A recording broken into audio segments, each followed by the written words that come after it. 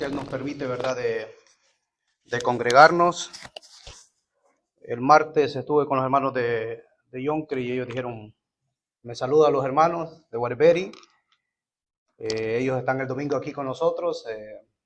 Estará nuestro hermano Carlos Nina, el hermano Edwin, y hay un grupito que viene de Yonkri para el domingo, para estar aquí con nosotros, ¿verdad?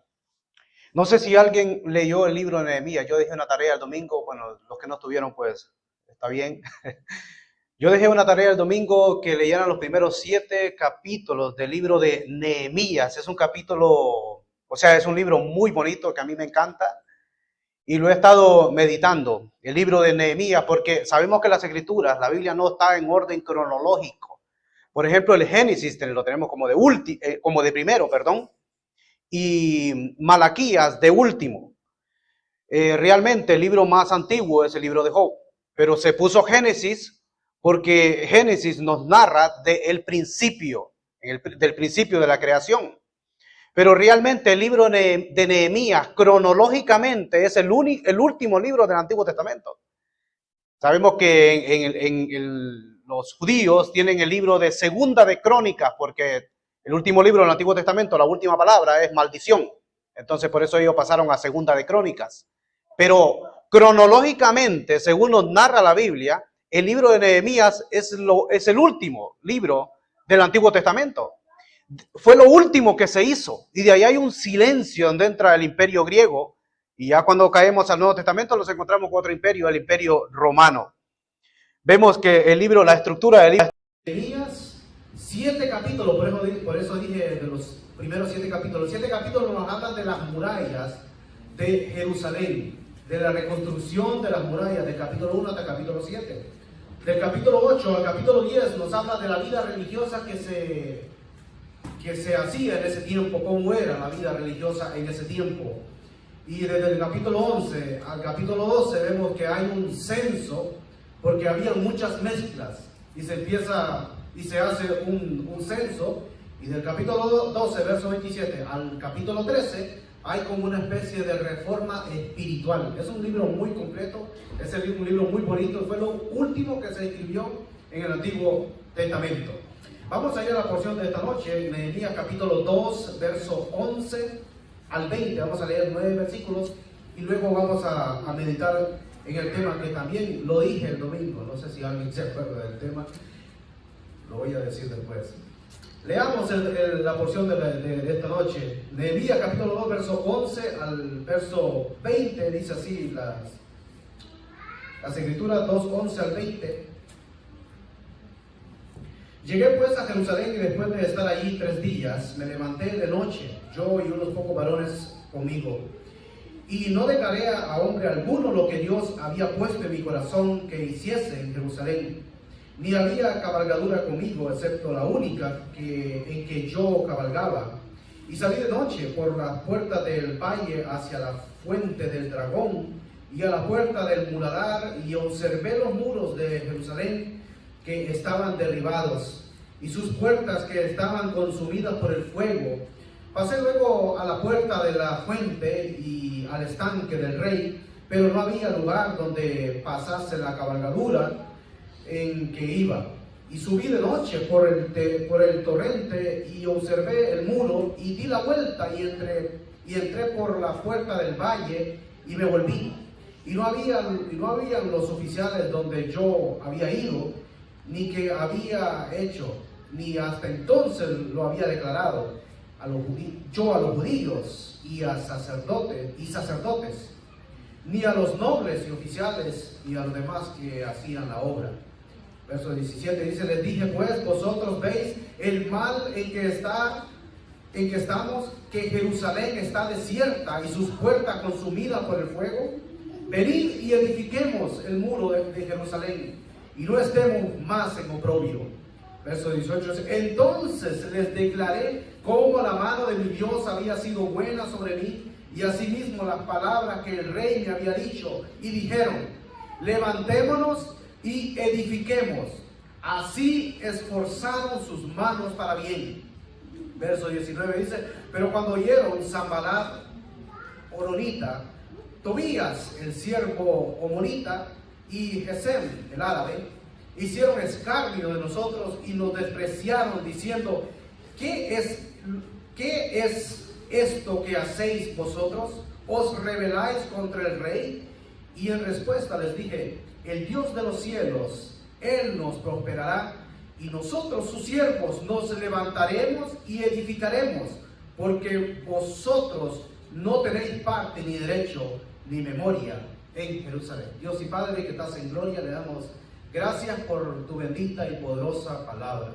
Gracias, Señor, porque la tenemos por escrita, y tu palabra, Señor, nos guía, nos enseña, nos exhorta, nos dirige en el camino que nosotros debemos de andar. Podemos encontrar estas preciosas historias, como vemos tu mano poderosa obrando, y sabemos que tu palabra nunca caduca, y que tu palabra nunca regresa vacía, y que tu palabra es viva y es eficaz. Y a ti te damos toda la honra, oh Dios. Ayúdanos esta noche a entender estos preciosos versículos que hemos leído. Háblanos, Señor, al corazón, y que nosotros podamos ser edificados en esta noche, en el nombre de Jesús. Amén.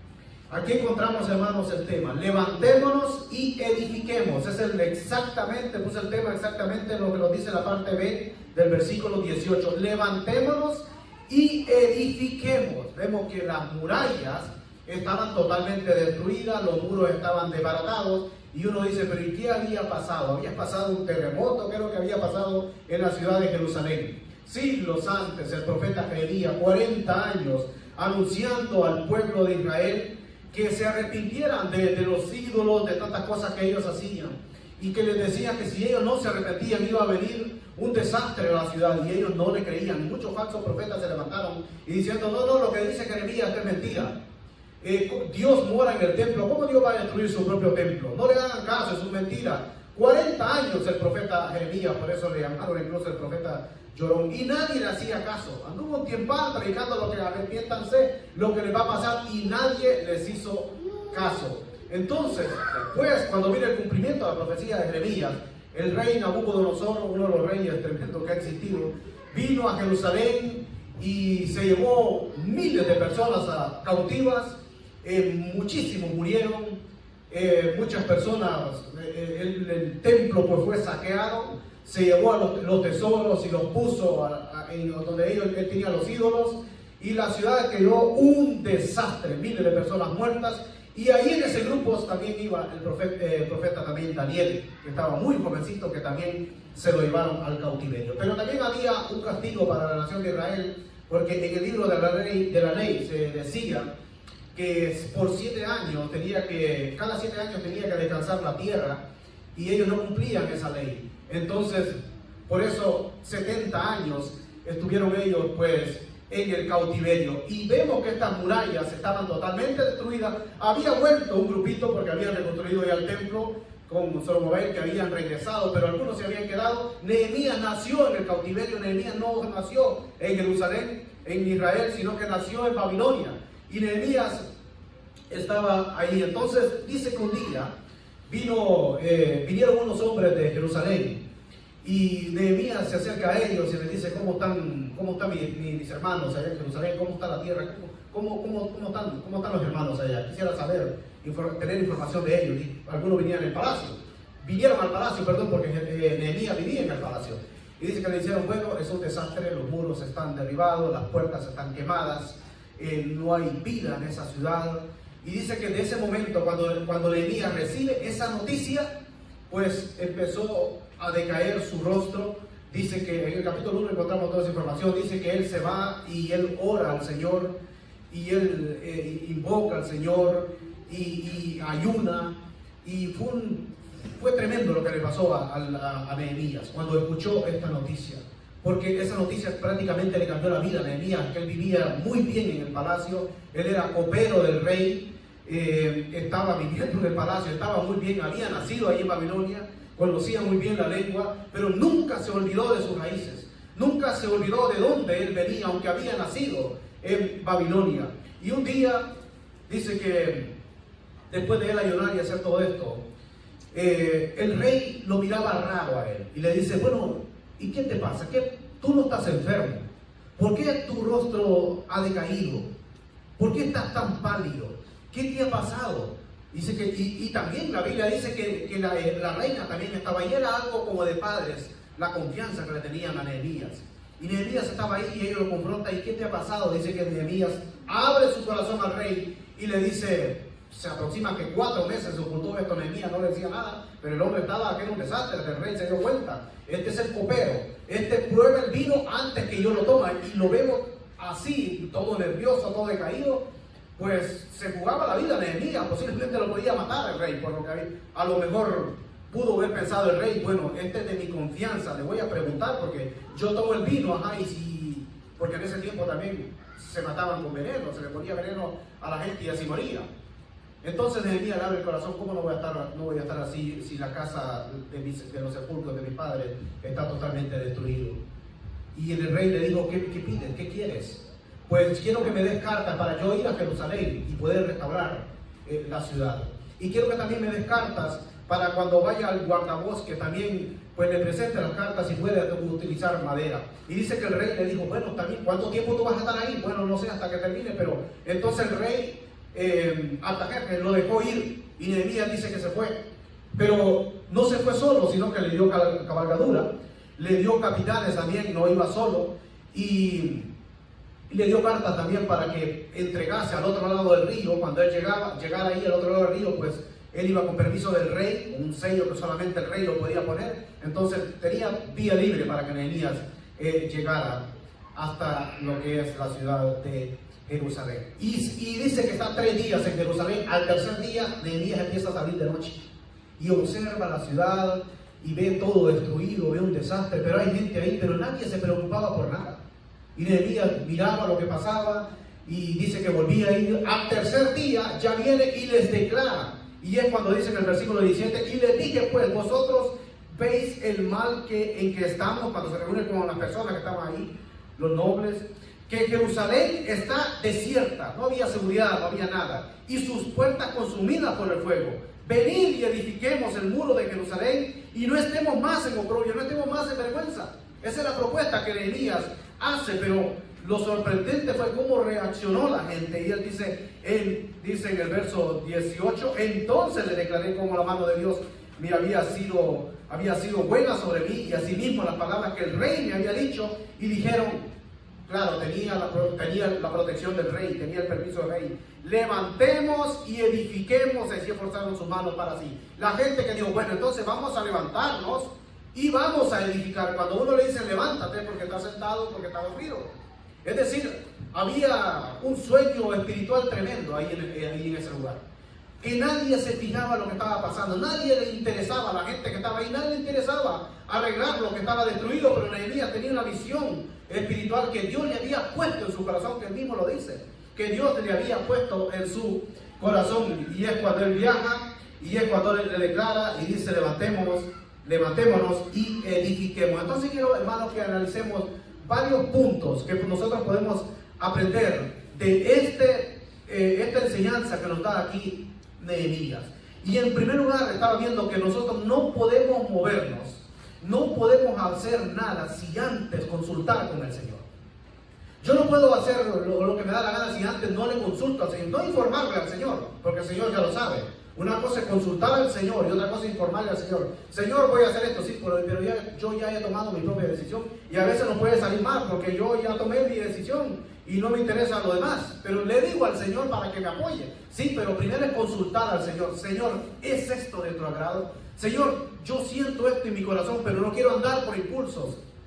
¿Es esta tu voluntad? Háblame, Señor, dame entendimiento, dame sabiduría. Quiero saber si quieres que yo haga esto o no, o avanzo o me detengo, o tengo que esperar, porque hay un tiempo también de espera. Por ejemplo, Nehemías esperó en el versículo 11, el capítulo 2, verso 11, dice que esperó. Llegué pues a Jerusalén y después de estar ahí 3 días, a veces nos toca que esperar. Entonces consultar, el primer punto es consultar al Señor en oración. Capítulo 1, verso 4.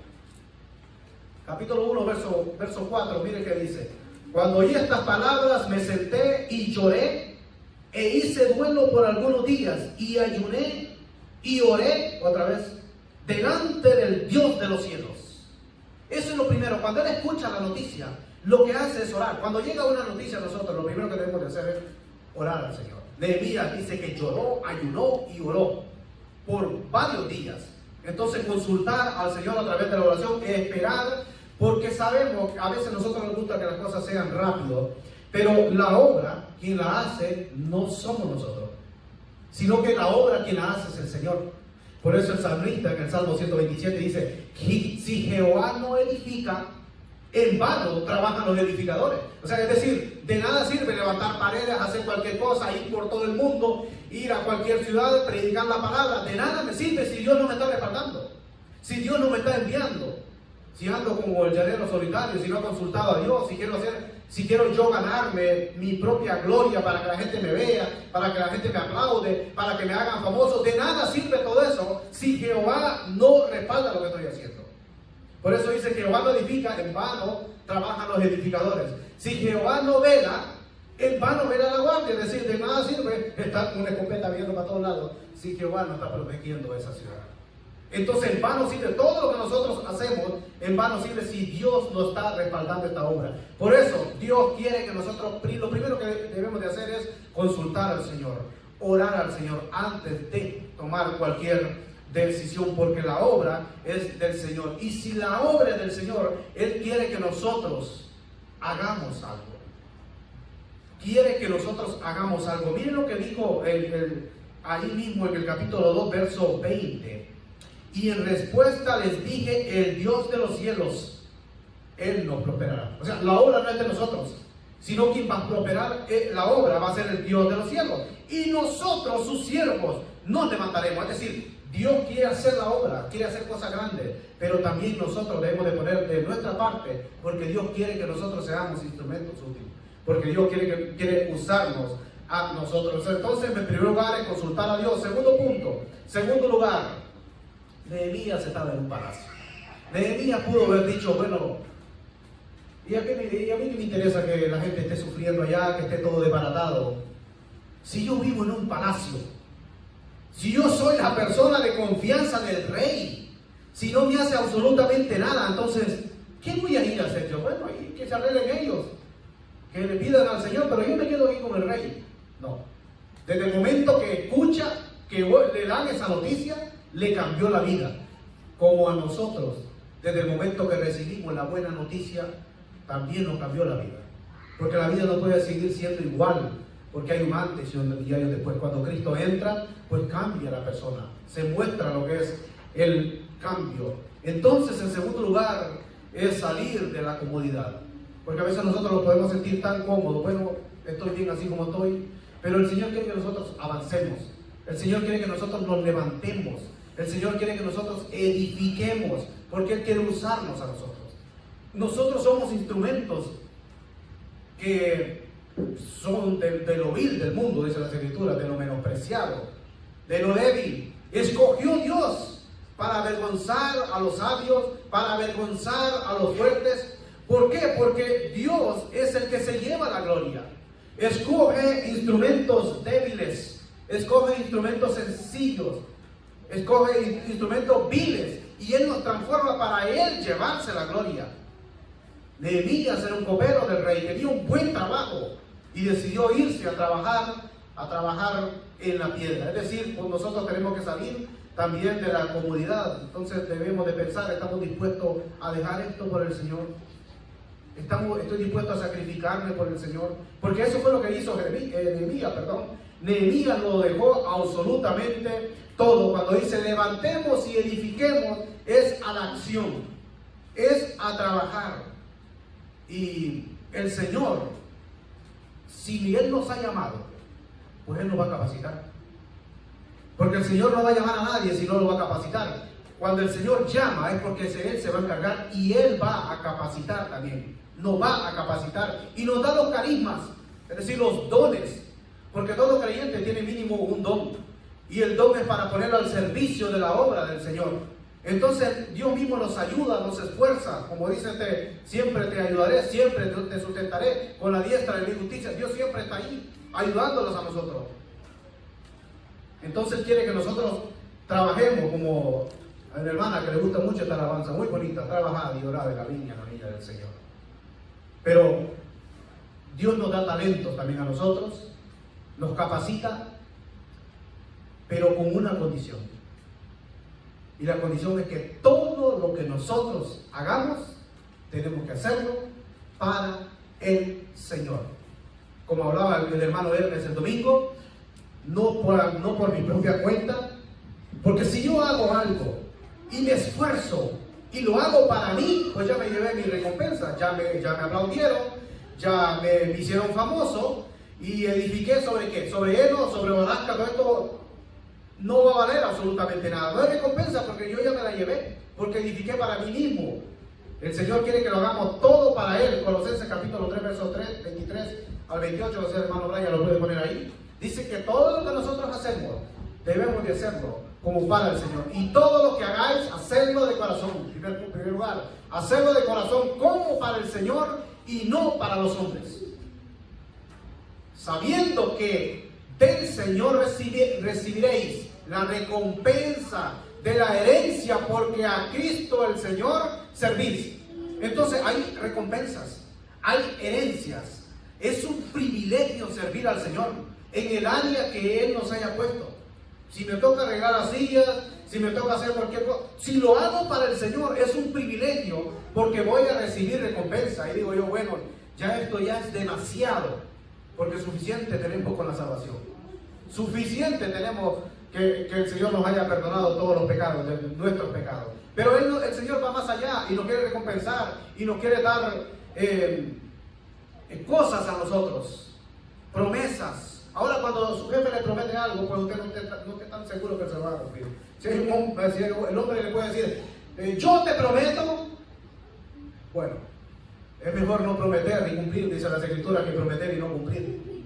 Pero cuando Dios le promete algo, dice las Escrituras que las promesas en Cristo Jesús son sí y amén. Lo que Dios promete, lo cumple, porque Él es perfecto y Él no se equivoca. Y tenemos, hermanos, promesas grandísimas. 3 versículos, ese hermano Brian me lo pueden poner en la pantalla. 1 Corintios 15, 58. Aquí hay una promesa tremenda.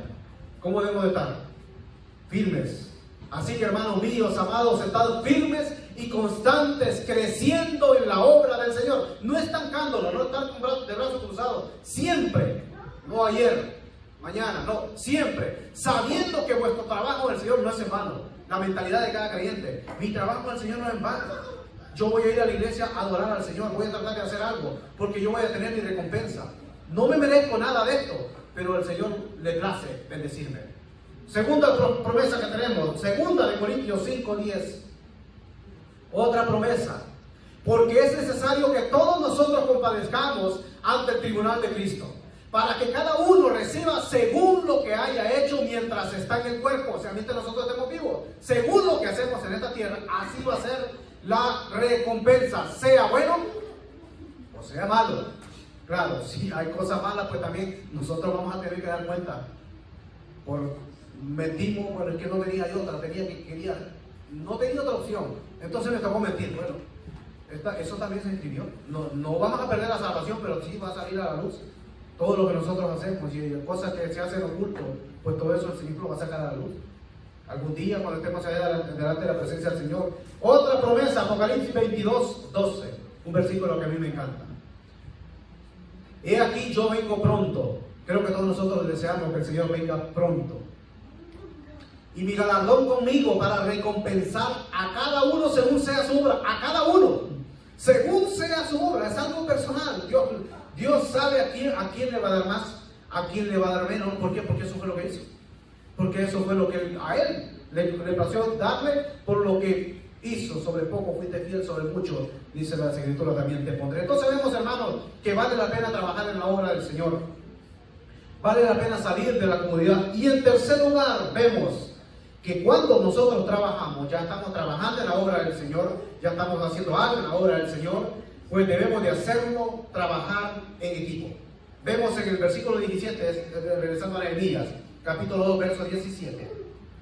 Y les dije, pues vosotros veis el mal en que estamos, que Jerusalén está desierta y su puerta consumida por el fuego.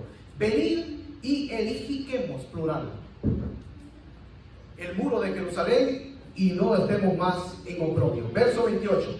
18, perdón. Entonces les declaré cómo la mano de Dios había sido buena sobre mí, y asimismo las palabras que el rey me había dicho, y dijeron, levantémonos. No, yo me voy a levantar y me voy yo solo a edificar, no. Levantémonos, plural, y edifiquemos, plural. Entonces el Señor quiere que nosotros trabajemos en equipo, por eso somos un cuerpo. Y un cuerpo tiene varios miembros, como dice también la carta de Pablo a los Corintios. Entonces el Señor quiere que trabajemos en unidad. No compitiendo, no quítate tú para ponerme yo, no compitiendo. Porque en el reino de Dios no es competencia, sino es llevarnos bien, estar unidos. Y aunque nadie lo vea lo que usted hace, pero si usted hace algo para el Señor, el ojo de Dios siempre lo está viendo. Y Dios sabe si lo está haciendo de corazón o no. Entonces, da igual que lo vean o no lo vean, da igual que le aplaudan o no le aplaudan. Si hace algo y lo hace para el Señor, pues ahí tenemos la profecía, las promesas que hemos leído. Levantémonos y edifiquemos. Ahora, ministrar también, trabajar según el don que Dios nos ha dado. Si yo tengo un don y no lo pongo al servicio, pues Dios me ha dado el don para que yo lo ponga al servicio de la obra del Señor. Y de ese don que Él me ha dado, pues Él me va a recompensar por lo mismo que Él me ha dado. Por eso es que el que pone el querer como el hacer con su buena voluntad, Él lo hace absolutamente todo. Nosotros solamente debemos de estar con un corazón sensible, dispuesto a trabajar en la obra del Señor. Algo que me llamó la atención aquí también en esto de las murallas, que dice que cada quien, Nehemías, hizo que las personas trabajaran en grupo. Ahí si usted lee el capítulo 3, el capítulo 4, va avanzando, va a ver que trabajaban en grupito. Pero algo que me llamó la atención, dice que construían enfrente de sus casas. El que tenía casa aquí, tenía el muro acá, él no iba a ir a la otra punta a construir allá. No, él construía enfrente de su casa. Y esto me llamó la atención porque el Señor quiere que nosotros construyamos con la ayuda de Él, con la fuerza de Él, también nuestros hogares, pero también a nivel de iglesia. ¿Cuál es nuestra casa? Nuestro segundo hogar. Creo que todos los que estamos aquí, nuestro segundo hogar es acá, y a veces cuando llegamos a casa se nos olvida todo lo del trabajo y cosas, y lo gozamos, y veo al hermano Eduardo siempre con una sonrisa y todo, porque esta es su segunda casa. Entonces el Señor quiere que construyamos donde Él nos ha puesto, porque la bendición de Dios abarca todo. Yo no tengo que ir a buscar la bendición de Dios a Canadá, a otro país. Yo no tengo que moverme. Si dice que donde hay un grupo de hermanos juntos en armonía, pues ahí hay bendición y vida eterna. Dice que es como el rocío de Hermón que baja hasta los montes de Sión. Hermón al norte, Sión es Jerusalén, es la capital, es decir, abarca todo el territorio. Donde está Cristo, ahí está la bendición. No tengo que ir a buscar la bendición. Hay un avivamiento en Texas, no voy a montar un avión para ir a Texas a buscar la bendición. No, la bendición yo ya la tengo. Y como iglesia local, pues al Dios que nosotros adoramos es al mismo Dios que adoraba también Elías. Es el mismo Dios que está en todos los lugares. Ese es el Dios que nosotros adoramos y servimos. Seamos muchos, seamos pocos, pero si el Señor está con nosotros, pues ¿quién contra nosotros? Es decir, donde Dios me ha puesto, desarrollar ese don y trabajar en la obra del Señor. Y en cuarto lugar, porque la hora se me fue, vamos a ir hasta la I5. En cuarto lugar, habrá siempre una cosa, y yo sé que ustedes ya la saben. Primero es oración.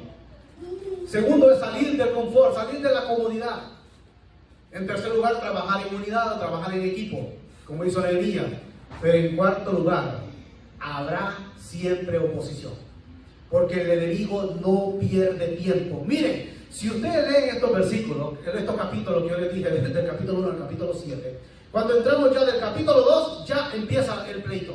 Ya empiezan enemigos por todos lados, gente que no hacía nada, y empiezan a criticar y empiezan a enojarse con Nehemías. Capítulo tenemos, vemos que en el capítulo 2, verso 19, pero cuando lo oyó Sanbalat, o Oronita, Tobías, el siervo amonita, y Gesel, el árabe, hicieron escarnio de nosotros y nos despreciaron, diciendo: ¿qué es esto que hacéis vosotros? ¿Os rebeláis contra el rey? Si el rey le había dado carta a Nehemías.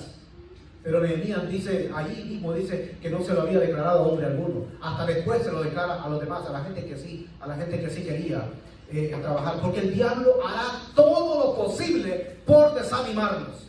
No vayas a la iglesia porque de todas maneras estás cansado. No, él va a poner siempre algo. Hará siempre todo lo posible para que nosotros no se desanimemos, tiremos la toalla, me siento cansado, voy al domingo. Hermano, la lucha es, ellos trabajaban siempre en la iglesia, o sea, construyendo las murallas. Y habían personas que querían incluso matarlos y los acorralaban. Y llegó un momento que dice que con una mano trabajaba y con la otra tenía la espada.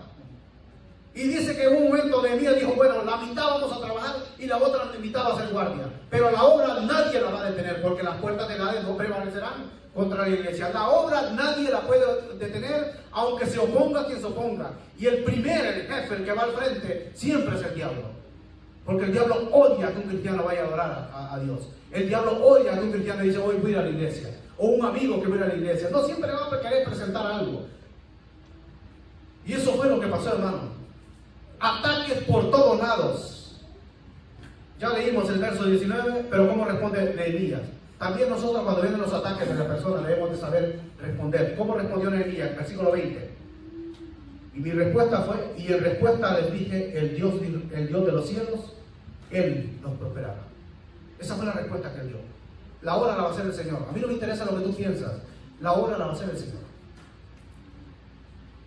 Y nosotros, sus siervos, nos levantaremos y edificaremos, porque vosotros no tenéis parte, ni derecho, ni memoria en Jerusalén. Fueron duras palabras de Nehemías.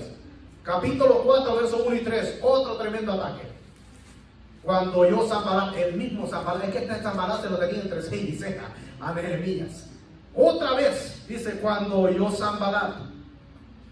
Bueno, si alguien tiene un hijo, por favor no le ponga este nombre, porque Sanbalat.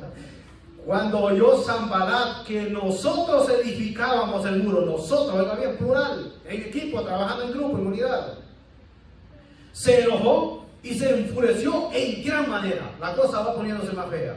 E hizo escarnio de los judíos contra su misma gente. Y habló delante de sus hermanos y del ejército de Samaria y les dijo, ¿qué hacen estos débiles judíos? Y dijo, ¿qué hacen estos débiles judíos? ¿Se les permitirá volver a ofrecer sacrificios? ¿Acabarán en un día? ¿Resucitarán de los montones del polvo las piedras que fueron quemadas? Y estaban junto a él Tobías, otro amonita, el cual le dijo, lo que ellos edifican del muro de piedra, si subiera una zorra lo derribaría. Ataques constantemente. Ataques constantemente. Respuesta de Nehemías. Capítulo 4, verso 4. Oye, oh Dios nuestro, que somos objeto de su menosprecio. Y vuelve el baldón de ellos sobre su cabeza y entrégalos por despojo en la tierra de su cautiverio. Oró otra vez Nehemías. Eso es lo primero que hacía Nehemías, orar cuando venían los ataques. Cuando vengan ataques contra nosotros, lo primero que debemos de hacer es la oración, orar al Señor. Capítulo 4, verso 7. Pero aconteció que oyendo que Sanbalat, otra vez, y su compañero, y Tobías. Mire que siempre Sanbalat andaba ahí. Y Tobías y los árabes, los amonitas y los de Asdod, que los muros de Jerusalén eran reparados, porque ya los portillos comenzaban a ser cerrados, se encolarizaron mucho. Seguían otra vez, seguían rabiosos. Llegó un momento que querían matarlos. ¿Cómo respondió Nehemías? Versículo 9. Entonces oramos a nuestro Dios. Mire, oramos, se unieron en oración. No solo Nehemías oró, todo el grupo oró. Porque cuando hay un grupo de hermanos orando, hay un tremendo poder. Ahí está la fuerza de Dios. Cuando se une en la iglesia, vamos a orar por esto. Y el Señor va a orar. Entonces nosotros oramos a nuestro Dios y por causa de ellos pusimos guardia contra ellos de día y de noche. Que no paraban, que esta gente estaba trabajando duro y nadie lo paraba, y el diablo andaba queriendo detener la obra, queriendo desanimar. Ni detenieron la obra ni lo desanimaron. Y es que cuando la iglesia siempre ha sido, cuando la iglesia es perseguida, es presionada, es cuando más cristianos saben. Y así debería ser en este tiempo. Capítulo 4, verso 14, ¿cómo aconteció todo? Después miré y me levanté y dije a los nobles y a los oficiales y al resto del pueblo: no temáis delante de ellos. Acordaos del Señor grande y temible, y pelead por vuestros hermanos, por vuestros hijos, y por vuestras hijas, y por vuestras mujeres, y por vuestras casas. Es decir, pelead en el nombre del Señor. Pero no temáis, porque tenemos a nuestro Dios de nuestro lado. Y eso es lo mismo que nosotros debemos de hacer. No tener miedo, no tener miedo a nadie. No tenerle miedo al enemigo, porque por un camino vendrán, dice la Escritura, y por 7 huirán. Meterse con un hijo de Dios, meterse con un ungido de Dios, perdonado por la sangre, que esté amparado por la sangre de Cristo, pues horrenda cosa es caer en manos de un Dios vivo, dice la Escritura. Cuando nosotros hacemos las cosas bien, cuando queremos honrar al Señor, cuando le demos la gloria a Dios, cuando ponemos siempre en primer lugar a Dios, Dios siempre nos va a restaurar, Dios siempre nos va a proteger, Dios siempre nos va a dar la fuerza. Aunque estemos débiles, diga el débil, fuerte soy en el Señor, dice las Escrituras. Cada uno tenía su espada, dice en el capítulo 4, verso 18. Cada uno tenía su espada, porque los que edificaban, cada uno tenía su espada ceñida en sus lomos, y así edificaban. Y el que tocaba la trompeta estaba junto también a mí. Cuando se tocaba la trompeta, cuando venía, como cuando suena la sirena en la cabeza de un misil. Cuando tocaba la trompeta es porque alguien venía a tratar de hacer mal. O sea, todos estaban trabajando en una misma dirección. La espada del Espíritu, la espada es la palabra del Señor. Y nosotros cuando edificamos en el nombre del Señor, siempre tiene que ser con la palabra del Señor. Mostrarle la palabra al enemigo. Escrito está, como lo hacía también el Señor Jesucristo al diablo. Pero miren algo que me causó impresión. Es que había gente que tenía recursos. Había gente que supuestamente estaban bien con el Señor. Pero cuando ellos pidieron ayuda, les dijeron que no. Y esto es de la casa. Y esto puede pasar entre mismos cristianos. No, yo para qué voy a apoyar esa obra, son unos poquitos. Yo no voy a ir. Esa obra no es del Señor. Miren lo que aconteció en capítulo 3, verso 5. Capítulo 3, verso 5. Inmediato a ellos restauraron los tecoitas, los de Tecoa. Pero sus grandes no se prestaron para ayudar a la obra del Señor. Sus grandes eran personas que tenían muchos recursos, personas que supuestamente se creían religiosos, pero no quisieron apoyar la obra del Señor. Y doy gloria a Dios que esta obra, pues hubieron iglesias que la estuvieron apoyando. Por ejemplo, la iglesia de Yonker estuvo apoyando esta obra, o está apoyando esta obra todavía. Y lo vamos a tener el domingo acá. La iglesia de Bilsney de Japa ha apoyado esta obra. El hermano Hermes Vieris, el hermano se ha esforzado por venir y apoyar a esta obra. La iglesia de Providence también ha aportado en materiales para los proyectos que tenemos también. Y hay hermanos que también han apoyado esta obra. Pero hay gente que aquí había gente que no quería apoyar. Si usted lee bien detenidamente, dice la obra del Señor. O sea, si yo digo que soy creyente y tengo que apoyar a una obra, y es la obra del Señor, y digo, no, esa obra no. Pero entonces, ¿de quién es esa obra? Si el Señor tiene una sola obra, si el Señor tiene una sola iglesia. Entonces pueden haber personas, llamarse a ser cristianos, estar en contra de la obra del Señor.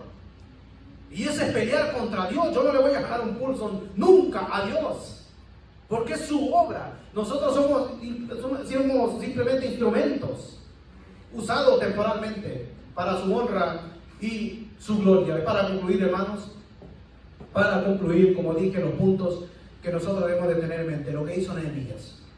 Dios le dio una victoria tremenda a Nehemías. El diablo se opuso por todos lados. La obra fue terminada en 52 días. Se construyó el muro en 52 días y Nehemías siguió trabajando. Ya no en un muro, pero sí trabajando en la obra del Señor. Le dio Dios siempre una gran victoria, porque en Cristo siempre tenemos victoria. Porque Cristo venció todos los obstáculos. Porque Cristo venció la muerte, venció al diablo, venció al infierno. Entonces nosotros en Él tenemos toda la victoria. Consultar siempre al Señor. Segundo lugar, trabajar en la obra del Señor, porque sabemos que nuestro trabajo en el Señor no es en vano. En tercer lugar, siempre trabajar en unidad, trabajar juntos, trabajar en equipo. Y en cuarto lugar, nosotros debemos tener en mente que siempre se va a oponer. El diablo siempre va a poner obstáculos, esto no se puede, no lo vamos a poder hacer. El diablo va a poner un montón de cosas en el camino para tratar que nosotros nos desanimemos. Por lo tanto, nosotros no debemos de tener los brazos caídos, no debemos de desanimarnos, sino que edifiquemos, levantémonos y edifiquemos en el nombre del Señor, en este pequeño remanente que el Señor tiene en este lugar. Dijo el Señor Jesucristo que Él iba a edificar la iglesia. Dice, sobre esta roca edificaré, sobre sí mismo, no sobre Pedro. Dios no le edificó la iglesia sobre un hombre. Sobre sí mismo edificaré la iglesia. Es decir, que el Señor nos va edificando todos los días a nosotros, hasta que lleguemos al varón perfecto, hasta que el Señor nos llame a su presencia. Y nosotros somos siervos, es decir, somos sus instrumentos, y ese es el privilegio que nosotros podemos tener. Nehemías era un copero, Nehemías no era el presidente, Nehemías no era el rey, Nehemías no era un guerrero, Nehemías no era un capitán, Nehemías era un copero. Es decir, yo no tengo que tener un montón de títulos para poder servir al Señor, porque la obra la va a hacer el Señor. El Señor va a capacitar, el Señor va a preparar a sus siervos para su honra y para su gloria, para el crecimiento del Evangelio. De tierras muy lejanas llegó Nehemías. De tierras muy lejanas, de Babilonia, llegó a Jerusalén. Pero de tierras más lejanas vino el Señor Jesucristo. Porque Él descendió del cielo y vino a esta tierra que Él mismo la había creado, con una condición. Y la condición era restaurarnos, restaurar a toda la humanidad, edificar nuestras vidas, nuestras murallas, nuestra vida espiritual. Porque nosotros estábamos como estaba la tierra en el principio, que estaba, dice, desordenada y vacía. Era un caos, así era nuestra vida espiritual. Pero cuando el Señor vino de muy lejos del trono del Padre, Él nos ha edificado a nosotros y continuará edificando. Pero nosotros como iglesia local, hermanos, si hemos desmayado, si nos hemos desanimado, edifiquemos sobre todo aquellas cosas que a lo mejor no nos dejan avanzar. Esos obstáculos, quitémonos y levantemos esa muralla con la ayuda y la bendición del Señor. Por lo tanto, levantémonos y edifiquemos. Y si el Señor pone ese deseo en nuestro corazón, pues yo les animo en esta noche que empecemos a la acción, a forzar más. Sé que este grupo siempre ha estado de una u otra manera, es un grupo que siempre está ocupado. Hagamos todo lo posible para que el Señor nos ayude y seguir avanzando, para que amigos puedan venir y puedan recibir al que sí puede edificar el alma, que solamente es el Señor Jesucristo.